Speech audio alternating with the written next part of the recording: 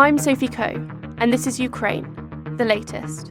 Today, we'll discuss the latest updates from across the front lines, hear from our reporter on the ground in Ukraine, and find out more about India's geopolitical position.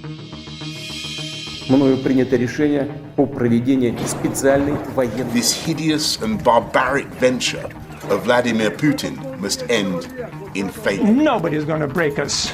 We're strong. We're Ukrainians. Every weekday afternoon, we sit down with leading journalists from the Telegraph's London newsroom and our teams reporting on the ground to bring you the latest news and analysis on the war in Ukraine. It's Monday, the 4th of July, day 131, and today I'm joined by Dom Nicholls, the Telegraph's Defence and Security Editor, and two of our foreign correspondents, Colin Freeman in Ukraine and Joe Wallen in India. I started by asking Dom about the fall of Luhansk over this weekend. Hi Sophie, hi everybody, and happy 4th of July to all our friends and listeners in the US. Yeah, so the big story over the weekend was the fall of Lysychansk city, which is the last remaining big chunk of real estate in the Luhansk Oblast. That's the northernmost oblast, northernmost region that makes up the Donbass. So the southern one, the Donetsk Oblast, is still about half held by Ukraine. So there's still a very long way to go for Russia to claim that they've taken the entire Donbass, which you may remember after being ejected from the north of the country back in, I think, early April. Putin said actually the whole purpose all along had been to secure and make safe the Russian-speaking people in the Donbass. So if the Donbass is it, if that's what the big plan is all along, which I personally doubt, as you'll remember, those have been kind enough to keep listening to us. But if that's the big plan, there is still a very, very, very long way to go before the Donbass is in Russian hands. Now, that's not to deny that that this is a tactical achievement by Russia, and you know my views on this war, and I try to give fair and accurate reporting all times, but I try and put it in some context whereby saying that this, which I think is a tactical withdrawal, so moving back, ceding ground to better defended positions and without being decisively engaged and without having your men and material rubbed out, that is a sensible option. So I try and explain it, but I'm not suggesting that it's good to go backwards. I mean, Churchill said after Dunkirk, wars are not won by glorious retreats. So, we should mark this for what it is. And it is important to note where we are up to now. We can't just continue, not that we do, but as in reporters generally can't just put a great gloss on this and say, this is all part of Ukraine's plan and it's all going swimmingly and Russia's going to lose. We've got to be honest here. Okay, this is a loss for Ukraine, a loss of territory for reasons I've just explained. But let's have a quick look at what it means. Now, this effort by Russia has basically taken the entire focus of Russian forces in Ukraine at the moment. So they've not been able to advance in the north around Kharkiv. They've not been able to do much to the south around Kherson. In fact, there's been Ukrainian small counterattacks and some partisan activity down south around Kherson. But Russia has basically stripped out its combat power to push this thing in the east. And even then, they've only managed to achieve small incremental gains each day, a kilometre here, a kilometre there, very small. And that's not what a military of the size and alleged prowess of Russia should have achieved. So they've not achieved any momentum, but i.e. there is no sense of a Ukrainian collapse. So normally what happens is, a military will reinforce success, should not reinforce failure, which Russia learned to its cost in the north of the country.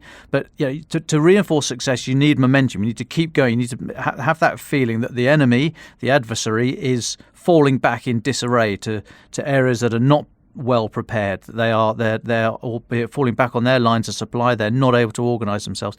There is no suggestion that is what's happening here.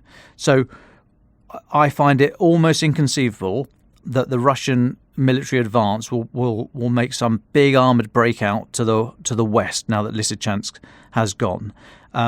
Just as they did in the north, I think the Russian forces now need to go through a period of reconstitution. And just a quick aside, so reconstitution is regenerating fighters and equipment that you've broken or had destroyed, and reorganising. So you might find that the formations you've gone in with that were particularly infantry heavy or particularly armour heavy, you might say, well, actually, that didn't really work. We need more infantry and armour mix. We need some engineers in there. We need some electronic warfare. We need to sort of shake it up a little bit. So that physical reorganisation of units is also part of reconstitution. And it takes a few weeks because they've broken a lot of kit. And as we saw in the north, it took about 6 weeks, not only to physically shift around to this eastern Donbass flank, but also to reconstitute the force, to have any kind of effective fighting power. So I think that's what they're going to need to do now. I think Russia is about to culminate, which again is not being pushed on the back foot, not retreating, but it means not being able to conduct any more offensive action for a little while. So culminating is kind of an exhausted slump over the line, but you're not pushed back. I think that's what's going to happen now. I think that's what needs to happen now for Russia if Russia are forced to continue going west, and I say forced by Vladimir Putin because he doesn't care how many fighters he's losing and how much equipment he's losing. As long as he sees that line on his map in the Kremlin slowly moving to the west, I think he's going to be happy. So he might insist that this advance continues, this grinding, attritional, artillery-led advance continues. I don't think that would be the desire or the advice from the senior Russian leadership on the ground. However, Russia might be thinking, well, you've got these heavy weapons from the west flowing in now. We need to keep going before they start to have a real effect. And we've seen just in the last week or 10 days how there's a number of Russian ammunition dumps that have suddenly gone up in smoke well behind the front line. A number of Russian headquarters have also been wiped out. And Russia, don't forget, is a very, very top-down organisation. So there's no initiative at ground level. The troops are not empowered to make their own decisions and get on with it. Everything has to come from a decision by the big man up the top. And so if that big man is no longer there because they've been wiped out in a HIMARS strike, then the whole thing grinds to a halt. So I think Russia might be thinking now, well, we've got to get on. We've got to push on because you've got this heavy inflow of weapons. And I think they'll be torn between thinking that they want to push to the west before the heavy weapons get in, but at the same time thinking, well, we're exhausted. We need to fix our people and our equipment. With all the time, I think, pressure from Moscow, from Putin in particular, to keep going west. Now, for Ukraine, they also need to rest. As I said, we shouldn't dress this up as anything other than a tactical defeat, nested in wider context, which I've described. But I'm not trying to sugarcoat this. Ukraine is going backwards here, albeit very slowly. Heavy weapons are flowing in, so Ukraine might also wish for a pause because they also need to rest and regenerate their fighters and equipment. And the longer the time plays out, the more heavy weapons are going to flow in for Ukraine. So they might also want to pause. Having said that, this Russian tactic of laying an artillery barrage down, lifting that, and then following up with tanks and what's left of their armoured vehicles, they are being picked off quite readily by Ukraine. So Ukraine might welcome this exhausted army still trying to push west. So there's pros and cons on either side. I don't want to be one of those kind of journalists that's always strident in an opinion and says, I know, I'm right, this is how it's going to be. I'm basically saying I don't know at the moment. There are pluses and minuses, pros and cons for each side to wish for either the Russian advance to continue or for an operational pause to draw breath. There are pluses and minuses for both sides here. I'm trying to lay out as I see it, and I then take evidence from the ground and from what I hear to try and make sense of what is likely to happen. But I'm not trying to tell you that this means X or it means Y, because it's too early to tell. But I think we are reaching a major decision point now. As I say, Russia has not taken the Donbass, but it has taken Luhansk Oblast. They will. They can say what they like. Putin owns his media. They can do whatever he wants. So they'll claim a great victory. It will be interesting to see if they pause at this point, because that will tell us something about their view of the war.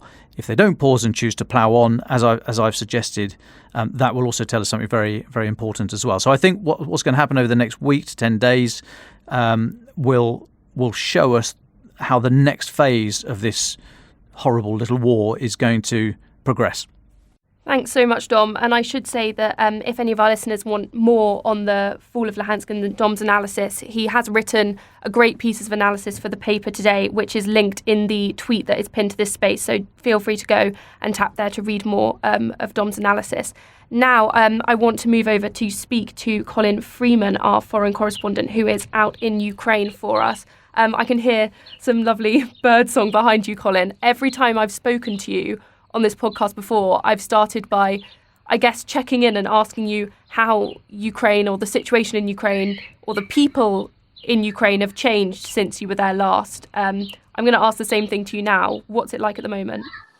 Well, yes, I'm down in Mykolaiv, which is a port city in southern Ukraine.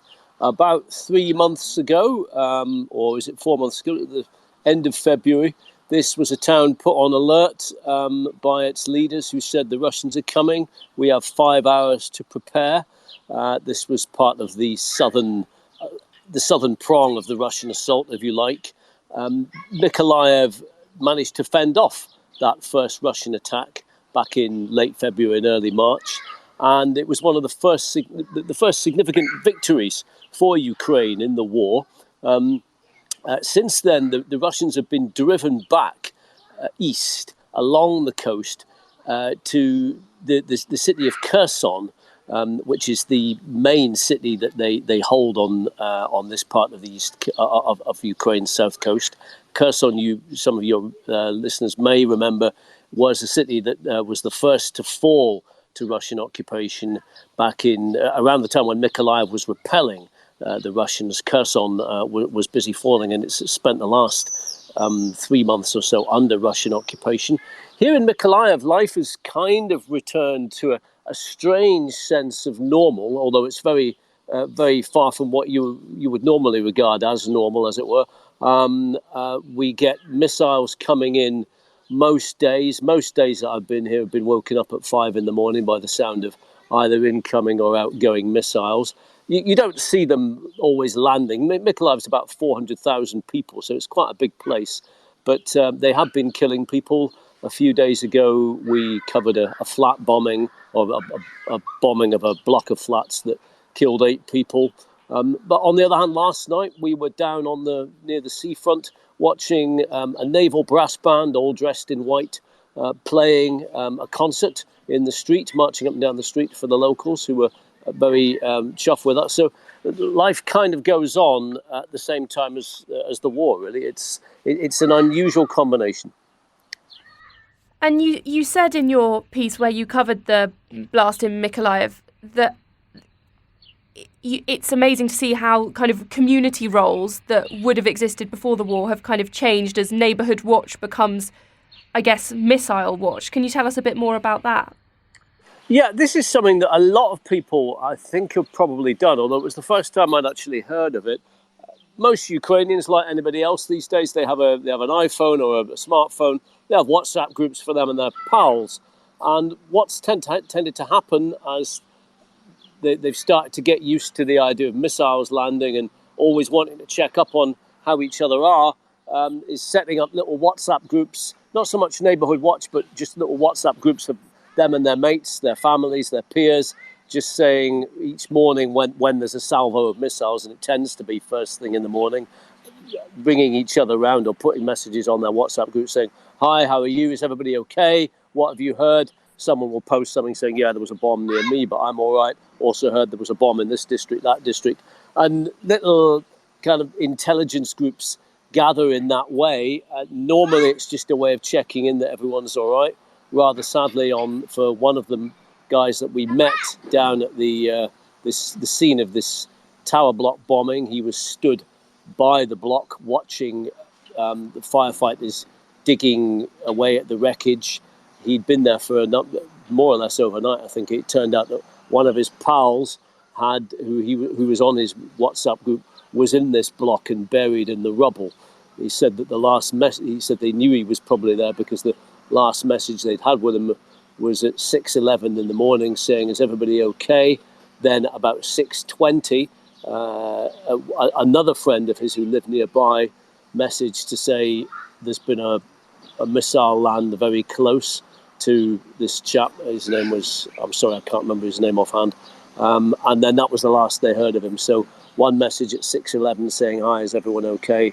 Then at 6:20, this missile lands, and they then realise it was on top of his block of flats. And there's video footage from local CCTV cameras showing the missile landing. It's a bloody great thing, about 5 meters long, ploughing through the building. Nobody would have stood a chance of surviving it. And I think the latest body count was 6 people dead and at least 2 missing. Goodness, so as much as life returns to normal, it is a very kind of distressing sense of normal, moving from those apartment blocks to the beach, as you said last night. I would also detect a slightly worrying trend. It depends on how closely you follow this, but I covered a lot of these sorts of bombings when I was in Kiev in the first month of the war, when missiles hit large tower blocks. And oddly, you often only got 1 or 2 people getting killed. The casualty figures were often very low, or relatively low, given the scale of the damage. You'd see maybe 1 person killed, 2 people killed, maybe 3 or 4. Now we're seeing quite frequent bombings of apartment blocks, where the casualty figures go 10 and up to 20, which I can't really explain it, but it's certainly an upwards tick. And one hopes it's not the product of any particular deliberate ploy by the Russians. Thanks, Colin. Dom, I think you had a question for Colin as well. Yes, please. Hi, Colin. Good to hear from you, mate. Just on that last point, I think one of the possible explanations might be that Russia is having to repurpose munitions because it's running out of precision-guided munitions. What I mean by that is that missile strike we saw on the Kremenchuk shopping mall, or shopping mall in Kremenchuk last week, we think was actually a repurposed anti-ship missile that was used obviously in the air-to-ground role, and therefore it's not doing what it was designed for, and hence it's not as accurate as it should be. So I think there has been deliberate targeting of civilian infrastructure by Russia, but aside from that, they are also using weapons that they just shouldn't be using anywhere near civilian areas because they're so inaccurate. So you might find that some of these apartment blocks that are seemingly being hit now are because the wrong weapons are being used. They're not accurate and they're just going all over the place as opposed to where Russia might want them to go. Having said that, I caveat that with I also believe Russia are targeting civilian infrastructure, but I think a lot of it is the lack of the very small number of precision-guided munitions that Russia has left that might partly explain it. But my question was, and we hear a lot of about small counterattacks in the south. Ukraine managing to knit together some very small little operations, pushing back. There's a great article in The Economist at the moment by my friend and colleague Shashank Joshi, who mentions he spoke to a Ukrainian intelligence officer who said that Ukrainian snipers are now within range of the outskirts of Kherson. So they're pushing forward there by the sound of it. And there's this we keep hearing of partisan activity of rail cars going off the road, trains going off the rails and bits and pieces. Just wondered if you had any feel for this civilian-led partisan activity or anything that's going on pushing Russia in the south. Well, this is time for us to be honest with our listeners and readers. I have been asking around everywhere about the partisan activity. Everybody we meet, that's the question I've been posing of anybody who might know, and all you get is not something we can talk about. As you can imagine, anybody who's operating undercover or under the radar in Kherson is not likely to speak about it very much. It's a bit like being in the French resistance, I suppose, in occupied France during the war. Frankly, if I was doing that job, I wouldn't even tell my nearest and dearest, I don't think. So we've been struggling so far to really get anybody who can tell us more, anybody who can tell us any kind of inside information on it. But it is certainly happening. There's been cafes that have been bombed. There's been senior Russian officials that have been taken out and other assassination attempts. And it's noticeable that it's really, I think, in the last 5 or 6 weeks that this has started happening.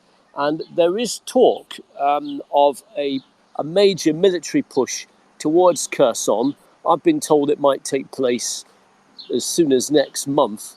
This is effectively a Ukrainian counter-offensive to try and retake the city. Now, this means the Ukrainians will find themselves in a slightly tougher position because they will be attacking a city that the Russians are defending. And it's always harder to attack than defend. However, in their favour will be the fact that most of the population of Kherson, or certainly a lot of them, are very hostile to the Russians. And I would not like to be part of the Russian garrison that is defending Kherson. If the city came under Ukrainian attack from the outside, under siege effectively, and you then had this hostile population potentially rising up within at the same time, you'd be trapped one side and trapped the other. That, I think, is the objective. Having said all that, some of the people I've spoken to down here seem fairly doubtful that the Ukrainians are in a position to mount a proper offensive against Kherson yet. Once again, as with the Donbass, it all depends on them getting big long-range missiles and so on. But it's more complicated than that because they don't want to missile their own city too much. There's also a risk of the Russians taking the Ukrainian civilian population as hostages. So it's far from certain what is going to happen. There are others also who say it could equally be possible that the Russians might suddenly decide to roll their tanks across towards Mykolaiv and have another crack first before the Ukrainians can even take the initiative. Thanks, Colin. I know you have to rush off soon to cover a press conference at past, but before you do, I wanted to ask about your interview with former Ukrainian leader Yulia Timochenko, which was in the paper over the weekend. Now, she was pretty uncompromising with her views. Can you tell us a bit more about what it was like to meet her and speak to her? Yes, this is the lady also known as the face of Ukraine's 2004 Orange Revolution. You may remember her from the papers or from the front cover of, I think it was Elle magazine. She's the female politician. She has a distinctive, I think it's called a kind of corn-braided hairstyle. She's done in a sort of Ukrainian folk, I think sort of retro folk hairstyle or something like that. But she was, the Orange Revolution, for those who don't remember, was basically a popular uprising in the December of 2004 where the people of Ukraine, or a lot of them, protested against what they said was an election rigged in favour of a pro-Kremlin candidate. Julia Timoshenko came to power as prime minister off the back of that, and what was generally regarded as a thorn in the side of Russia, of Vladimir Putin, ever since. And it was the kind of watershed moment, really, at which point Ukraine really began to part company with Moscow in terms of being within its influence. Her halo has slipped a little bit over the years. A lot of Ukrainians feel that she didn't particularly do well in government herself. And she lost to President Volodymyr Zelensky in 2019 by quite a long way. But since the war started, she's kind of thrown her weight behind Mr. Zelensky, kind of national solidarity, all that sort of thing. No sniping from the sidelines. And she was saying, look, we don't think there's any point in trying to get a negotiated peace settlement, giving away part of the Donbass or whatever, as President Macron has and certain other Western European leaders have occasionally hinted might have to happen. She says the only option now really is just to try and crush Mr. Putin militarily to the point where he himself falls. And that's quite a hard-line position, really. She also said that she felt that a time would come when the likes of Belarus, Kazakhstan, countries that are currently actually in the Russian sphere of orbit, and very much so in the case of Belarus, that they sort of saying like they might want to think about joining NATO too. Now that seems inconceivable at the moment, but if you think that maybe 10 years down the line, both those governments, those authoritarian governments, might have opposition movements taking over at some point who might well want to distance themselves from the Kremlin. So she's saying, basically anybody who lives in Russia's backyard might want to think very carefully about how they choose their friends in the future. Thanks, Colin. Just one more from me. What role, I guess, you say that Timochenko's kind of slightly fallen out of favour in the Ukrainian public, but what role is she playing as war breaks out? She's not been hugely visible, to be honest. I think Mr. Zelensky has understandably taken most of the limelight. All I can really tell you is that she's thrown her weight behind him. I think she's sensible enough to realise it's not a time for politicking and carping from the sidelines or trying to win political points. Also, she had her own safety to consider.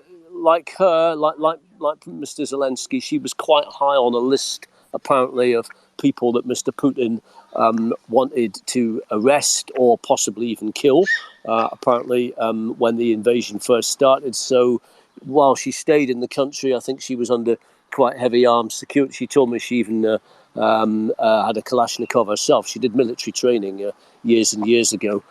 Make of that what you will. A lot of Ukrainian politicians have taken up arms. I think some more for show than anything else. But she certainly. I don't think the last few months have been easy for her. Thanks, Colin. And I know that you've got to run off and cover a press conference. So thank you so much for sparing time today to talk to us for the podcast. You're welcome. Thank you very much. Great. So I now want to head over to Joe Wallen across from Ukraine to India, who is our South Asia correspondent. Now, Joe, we'd be really interested to hear. We've spoken a lot on the podcast with different Telegraph correspondents across the world about how different countries are reacting to the war in Ukraine. Can you give us a bit more detail on India's position in the war? Sure. Good afternoon, Sophie. It's India's position has somewhat divided or perhaps surprised some of its strategic allies. It's repeatedly abstained from voting against Russia at the United Nations. While it's called for the war to end, it hasn't gone as far as blaming Russia for the war. Since conflict has broken out, it's actually hiked its imports of oil from Russia, as well as exploring new economic partnerships between the two countries. This kind of fits both India's kind of short-term and long-term strategic objectives. India's in quite a unique geopolitical position, I think, compared to certainly some of the US and the UK's kind of other allies. And the West, desperately needs India more broadly as a bulwark against Chinese kind of aggression in the Indo-Pacific. So India has this sort of unique position where it's able to follow its own path to some extent without too much pushback from Washington or from London. You mentioned China there. How far is Modi and India's positions intertwined with China's position? Look, I think China is the major concern amongst the corridor powers in Delhi, and that's no secret. It's we saw in 2020 that Chinese soldiers kind of came across the border into India and annexed around 60 square kilometres of Indian territory. And there have been repeated incidences and reports since of Chinese troops entering Indian territory and pushing those boundaries backwards. I think within Indian politics, there is wider or broad awareness that China has a far more superior military. The countries share a 2,000-mile border. So for India, looking ahead to the future, China is the big concern. China's also established very strong relations with Pakistan to India's west. And I think India is extremely concerned that if it pushes against Russia, if it condemns Russia, it could face this triple axis of Pakistan, China and Russia in the future and leave it quite isolated within the Indo-Pacific. And taking into account this isolation, how far does India depend on Russia? Obviously, across the world, countries are dependent on Russia for grain, for oil. Are we seeing the same effects in India as we are across the rest of the globe? It's a really good question, and I think one that certainly a lot of Western politicians seem to have sidestepped, I think, in recent months when they have criticised India. That India has a extremely kind of robust historic relationship with Russia that is dated back to the Cold War times and India's non-alignment movement. Russia is seen as a reliable partner for India. I mean, kind of this is manifest in several different ways. So, firstly, diplomatically, Russia has always had India's back in the United Nations on Kashmir, for example, and that's been really valuable for India in pushing its strategic objectives unilaterally. And then sort of secondary and perhaps a little bit more short term, up to 90, India and Russia are long-term sort of trade partners. And this really manifests again, possibly quite clearly in India's military. So we've already spoken about how concerned India is about China to the north. And now 90% or just under 90% of India's military equipment, comes from Russia, which is a huge amount.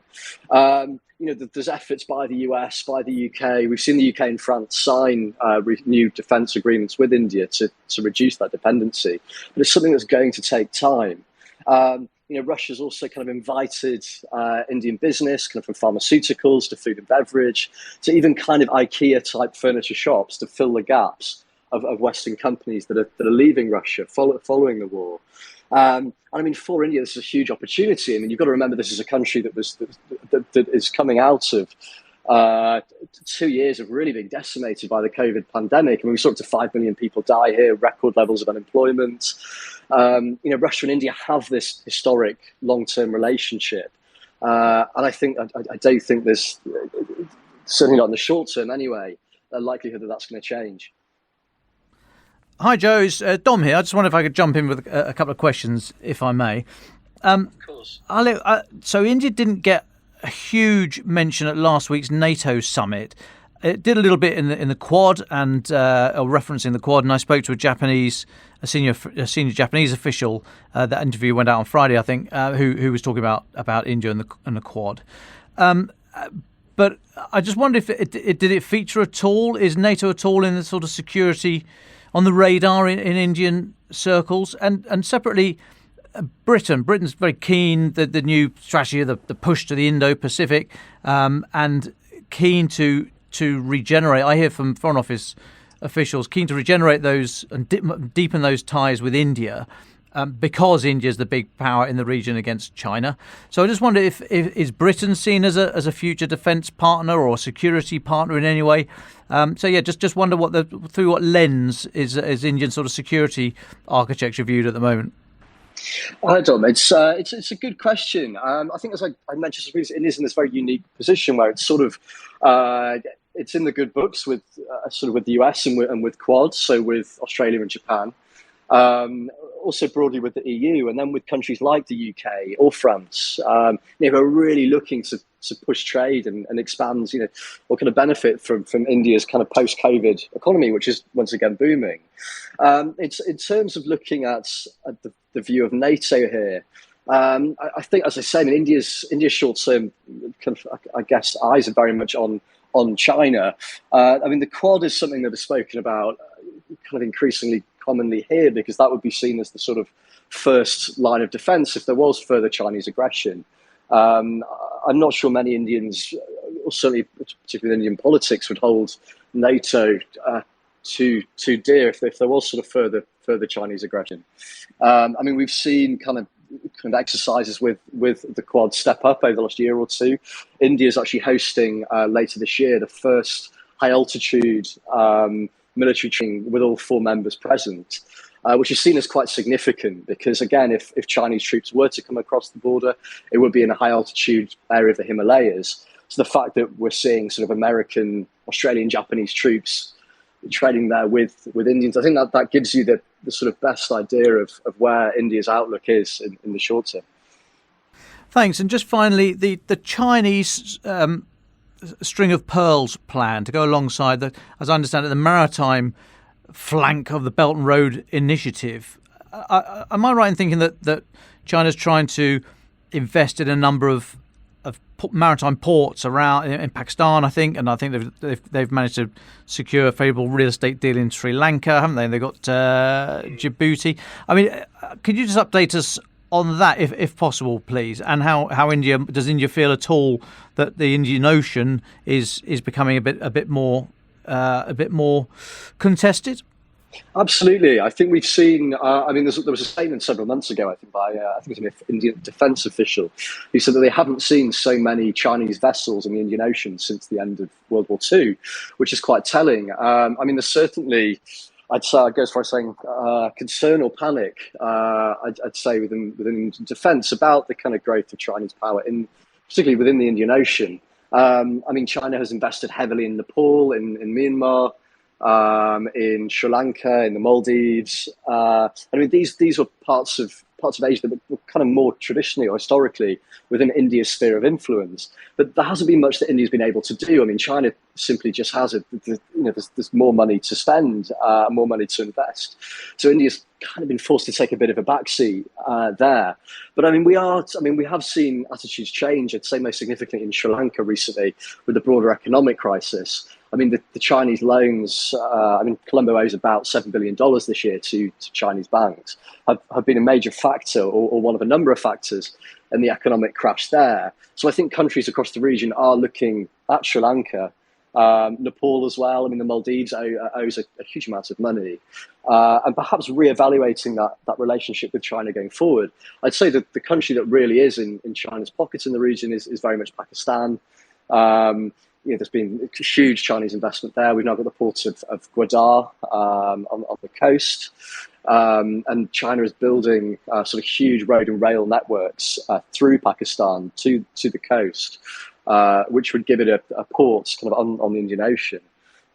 So certainly, China is deepening and widening its influence in the region. But we are starting to see questions being asked about some of the debt diplomacy or some of the lending that is involved.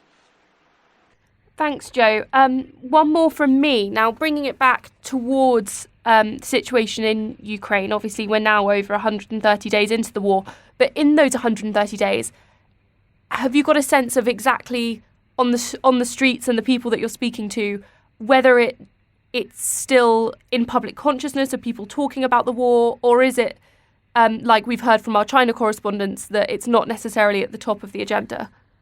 So I wouldn't go as far as to say it's top of the agenda, but it's certainly, there's a huge sort of news landscape here, and the war has been on, I'd say, as the top or one of the top stories since it broke out.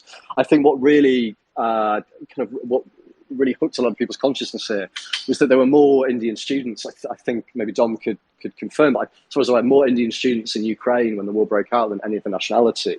So for the first sort of week or two, we obviously had the coverage of the war itself or the invasion, but then front page in every Indian newspaper was rescuing these Indian students. So I think it immediately was in people's consciousness to begin with. In terms of, I think India, it's very interesting when you talk to people. I think out and about. Obviously, it's a country of 1.38 billion people. You're going to have diverse views, but I think, as I sort of previously touched on, there is a real historic sort of relationship with Russia. The term "Big Brother" is often used when used to talk about Russia here. Russia is this dependable partner. There was a study done by Black Box Research about 2 months ago, and they found that only around 60% of Indians blamed Russia for the war, which is quite a lot lower than other democracies. And I've certainly found that myself from being here in the last couple of months. There's a lot of people pointing fingers perhaps at NATO, that NATO expansion went too far, that they pushed Russia into a corner. That view is, I'd say, more commonly held here than certainly I've travelled recently last couple of months within Sri Lanka or else in the region. There is sort of that post-colonial view as well, that this is sort of the US or Europe again sort of kind of expanding. So I certainly think there's more sympathy here for Russia than in perhaps any other democracies. That said, another interesting fact as well is that fewer than half of Indians supported sanctions on Russia, which again was a lot lower than other democracies. That said, I think sympathy for Ukraine and Ukrainians is very high amongst the general public here. But there's the view, I think, that Russia is too valuable a partner for India to go all out and condemn it, whether that's politically or publicly. We've certainly also seen a lot of support on social media for Putin and for Russia. There's been several investigations that have found that some of these channels are kind of being run by AI and by bots, and it's unclear at the moment who's behind them. Certainly some theory that Russia is looking to push support for the war in India. But yes, I mean, certainly some sympathy here, I'd say, for the motivation. That's really interesting. Thanks, Joe. And I think anecdotally, it's worth saying that actually even on the Telegraph's TikToks that we do on Ukraine and our coverage, we've seen over the last couple of months a surge in pro-Russia comments. And we can't confirm whether they are bots or legitimate users, but it is interesting to see this kind of resurgence, whether it's coming from the depths of a troll factory or whether it's coming from real people. I have one more question from you for you, which is a slight pivot. You do a lot of writing with our brilliant global health team, and you did a piece a few weeks ago on stockpiling. Now, am I right in saying that India is one of the biggest stockpilers at the moment as a result of the grain crisis being caused by the war in Ukraine? So it's a good question, actually. I think one that I think is now increasingly being spoken about globally, sort of following the war and the kind of Russia and Ukraine dropping out of that market for wheat, for sunflower oil, and for a huge number of other crops. I mean, India's Prime Minister Narendra Modi made a couple of kind of quite triumphant statements that India would feed the world, that India would look to kind of fill the gap, particularly for many African countries that had previously imported wheat from Ukraine or from Russia. I mean, theoretically, on paper, it makes sense. I mean, India is one of the biggest producers of wheat in the world. But sort of days after making these statements, there was sort of quite a major U-turn, and Delhi declared that it would be kind of putting a full sort of export ban on wheat, other than in sort of major humanitarian situations, which we understand are sort of small exports to neighbours like Afghanistan. This kind of led to a lot of panic, I think, particularly, as I say, across sub-Saharan Africa, to other South Asian countries. But I mean, that decision is also a result of the war in Ukraine. We've seen food inflation here rise from about 1% to about 8%. And in India, there's a lot more of the sort of weekly budget goes on food compared to us in the UK.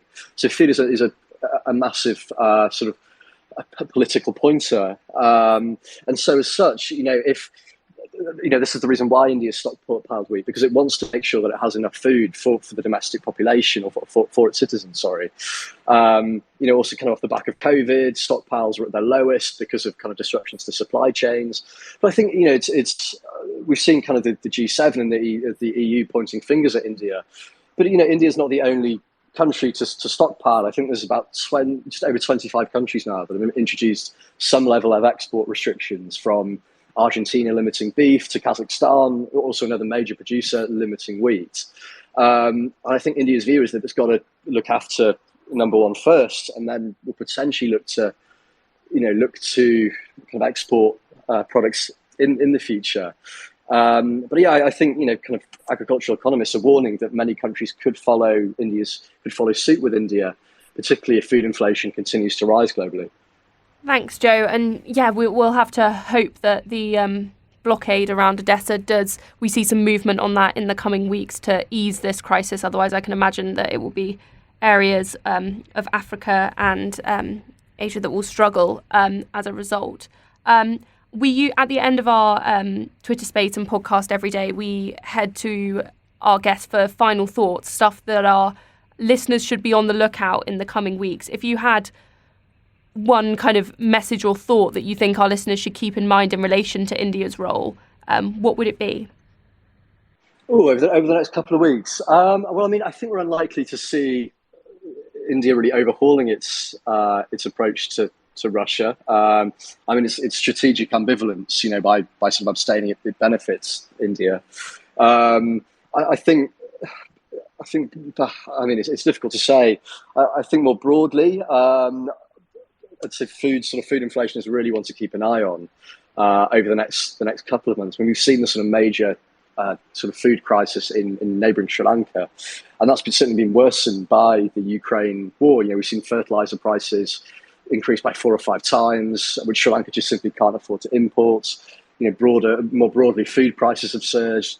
And I do think other countries, unfortunately, are going to start to follow suit over the next couple of weeks. I do think we are somewhat on the cusp of, kind of a major increase in global food insecurity. I mean, that's being felt in India now. When I talk to, drivers on the streets, somebody's running the shop just outside my house, the cost or the amount they're spending on food weekly has gone up and up and up since the war. And that's happening right across the region, whether you're in Pakistan, whether you're in Bangladesh. So I think for me, the next couple of weeks, that's certainly something that I'm going to be keeping an eye on. How are countries, going to control these food prices? Is there going to be unrest in some of these countries? And if so, how will kind of increasingly autocratic governments deal with that unrest? Thanks so much, Joe. And to you, Dom, what would your final thoughts be, taking into account what we discussed right at the beginning of this episode about the fall of the Luhansk region? Yes, I think we need to go back to Lysychansk, and let's watch out for how Putin in particular, but Russia more broadly, frames this tactical victory.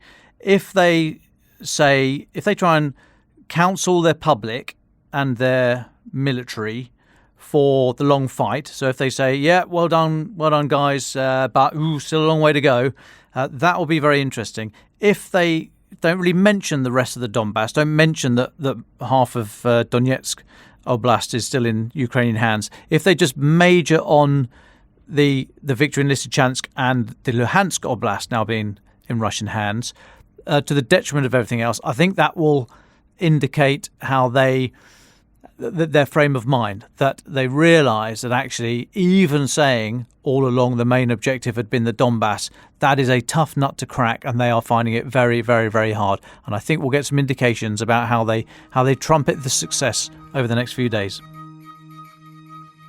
Ukraine the Latest is an original podcast from The Telegraph. To stay on top of all of our Ukraine news, analysis and dispatches from the ground, subscribe to The Telegraph. You can get your first 30 days completely free at telegraph.co.uk/audio. You can listen to this conversation live at 1 p.m. each weekday on Twitter Spaces. Follow The Telegraph on Twitter so that you don't miss out. If you enjoyed this podcast, please consider following Ukraine the Latest on your preferred podcast app and leave a review, as it helps others find the show. You can also get in touch directly with us by emailing podcasts@telegraph.co.uk. We do read every message. Ukraine the Latest is produced by Louisa Wells and Giles Gear, and today on Twitter, Jaden Irving.